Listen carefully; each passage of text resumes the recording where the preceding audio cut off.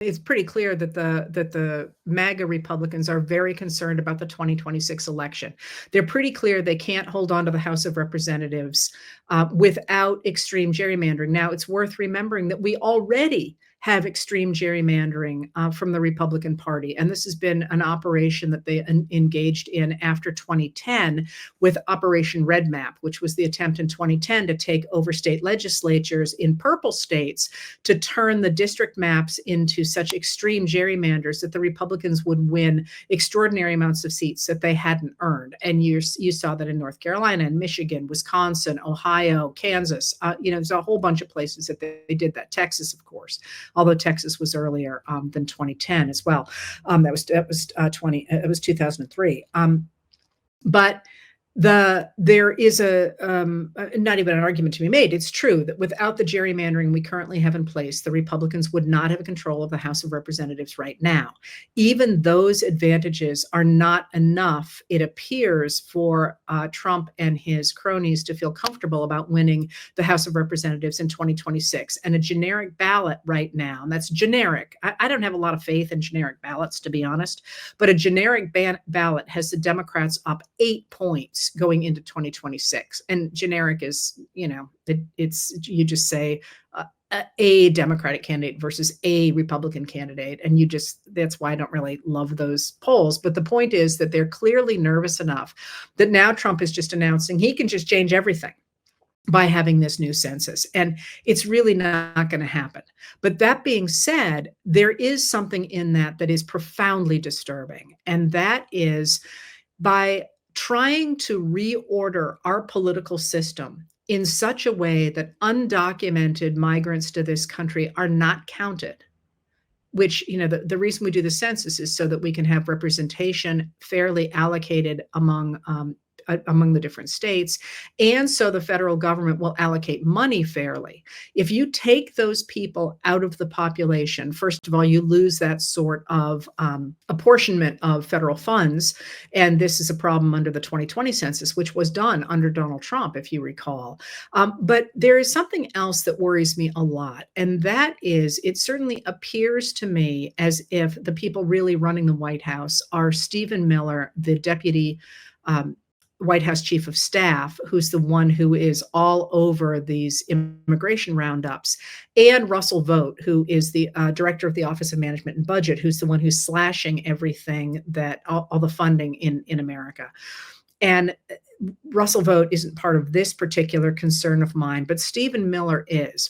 If you stop counting undocumented people, what happens? We've never done this before in the United States. We have always counted every person the way that the Constitution requires us to. If you stop doing that, it seems to me that it becomes a lot easier to erase that population. And by erase that population, I don't just mean on sheets of paper or on the places where the census is recorded, but in terms of legality and in terms of the defense of the due process of law, which is guaranteed to all persons in the United States. If they are not counted, if they don't exist officially, who is going to make sure that they are not rendered to other countries, that they are not human rights abuses, that they are not thrown into these detention camps that the Department of Homeland Security and Stephen Miller are putting up across the country?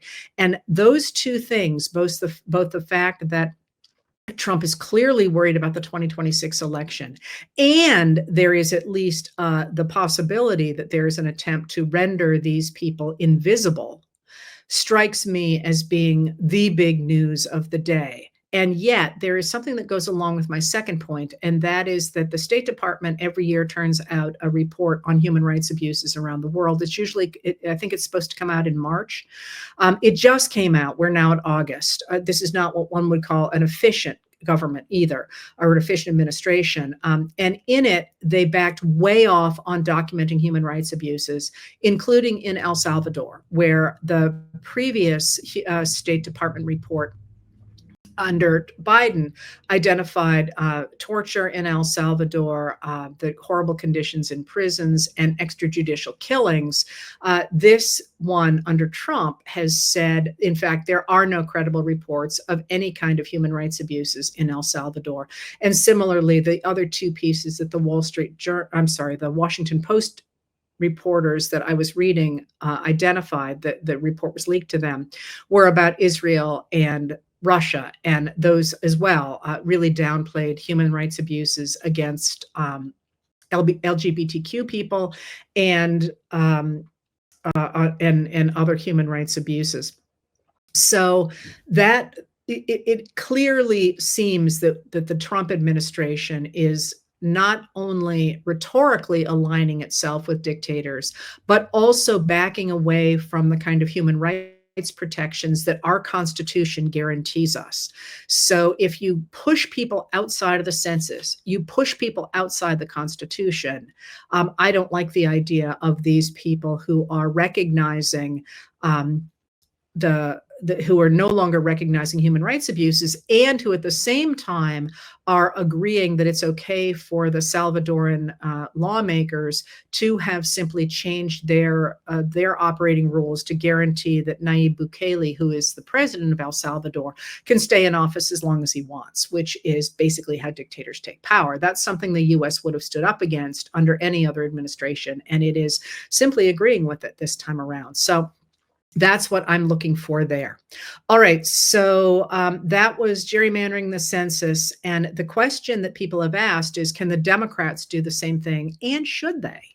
Because most Democratic dominated states, not all, but most of them, have a nonpartisan commissions that manage their districting, and they're much fairer than the Republican gerrymanders. And the answer to that, I think, has to be yes. That is, the Republicans have been operating in the system to weaponize it against the Democrats, and the Democrats really since 2000 have been, when Al Gore took his hands off and said, I'm not going to fight about this election that I won where I won the popular vote, and there was a lot of hanky panky going on, and from that election, Roger Stone, who worked with Donald Trump in 2016, said, he was there as part of it, and he said, the Democrats thought it was all about protecting democracy, but we knew it was war.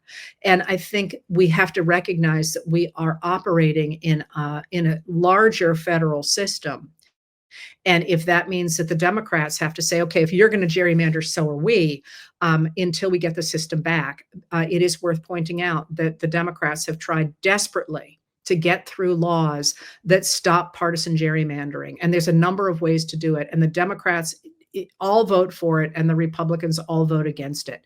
So this idea that somehow if the state of California or Illinois or wherever gerrymanders, that they're suddenly the bad guys is, that's right-wing propaganda. And that's the problem will be whether or not it's going to be possible to do that, because those states have nonpartisan commissions doing things, and they're not going to want to throw out the system in order to try and fight back against the Republican takeover of the government. All right, so a couple other things about 2026. You've asked if there's going to be a 2026 election, and I maintain there is. Under a system called competitive authoritarianism, there are always elections. And certainly Trump will have them. I suspect anyway. I'd be shocked if he didn't, because you can have them, as places like Hungary and Russia have made very clear. You just rig the system so that even though there's an election, people know they're going to win. And that's one of the big problems with gerrymandering, is that people who are on the other side of the gerrymander don't bother to show up because they know they're going to lose. There's no point in showing up. And you can see this in states like Florida, which was a Democratic majority state in 2000. That's why you get the throwing out of votes in between 1998 and 2000. In Florida, about 100,000 people get thrown off the voter rolls, thanks to the Republican state legislature. And people just stop turning out to vote because it's just not worth it to them. And so you see the decline of voting on the other side. So a state like Florida begins to look like it's ruby red when in fact it probably isn't. And you know it's not, as I always say to you, that Texas, North Carolina, those, Georgia, those states, because if the Republicans feel like they truly are going to win, they would not be taking away ballot boxes and changing the rules under which people can vote. Like, for example, Massachusetts, which always votes, it weirdly always votes Democratic for its legislature, but very frequently has a Republican governor.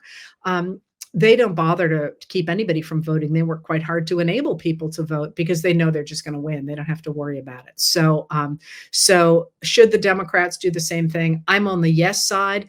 Even though I am an institutionalist who cares deeply about the institutions, I think one of our jobs going forward is to make sure we lock in a system where people can't do this, because it can't gerrymander, because it's not good for either party. As I've said before, the people who have control of the gerrymander get more and more extreme because they're not worried about winning their party members. They're only worried about being primaried from farther out. And it kills enthusiasm for the system altogether from those people who are not part of the party that gerrymanders, because there's no point in them showing up. And once you lose that system of representation, the only options are apathy or violence. And I think that's a crappy set of choices. I want stability and the choice in your government.